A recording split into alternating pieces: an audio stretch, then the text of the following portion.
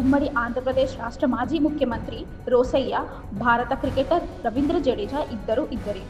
నాయకత్వ బాధ్యతలని ఏనాడు ఆశించకుండా తమకిచ్చిన పనిని సమర్థవంతంగా, శ్రద్ధతో, నిబద్ధతతో చేసి గౌరవ మర్యాదలు సంపాదించుకున్నారు.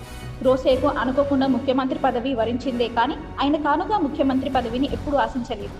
అదేవిధంగా నాయకత్వ బాధ్యతల కోసం ఏనాడు రవీంద్ర జడేజా తప్పించలేదు. ఈ ఇద్దరు వ్యక్తుల జీవితాలకు సంబంధించి హంస3 ప్రత్యేక కథనం. రవీంద్ర జడేజా దేశం కోసం ఎన్నోసార్లు కష్టాల్లో ఉన్నప్పుడు తన వంతు బాధ్యతను నెరవేర్చాడు. ముఖ్యంగా బౌలింగ్లో కానీ, బ్యాటింగ్లో కానీ అద్భుతమైన బ్యాటింగ్ చేసినప్పుడల్లా బ్యాట్తో విన్యాసం చేస్తూ ప్రత్యర్థులకు ఉక్రోషం తెప్పించేవాడు. అలాగే రోసయ్య అసెంబ్లీలో ప్రతిపక్షాలు అధికార పక్షంపై దాడి చేస్తున్నప్పుడు కొన్ని చురకలు అంటించి తనదైన డైలాగ్స్తో ప్రత్యర్థుల నోరు మూయించేవాడు.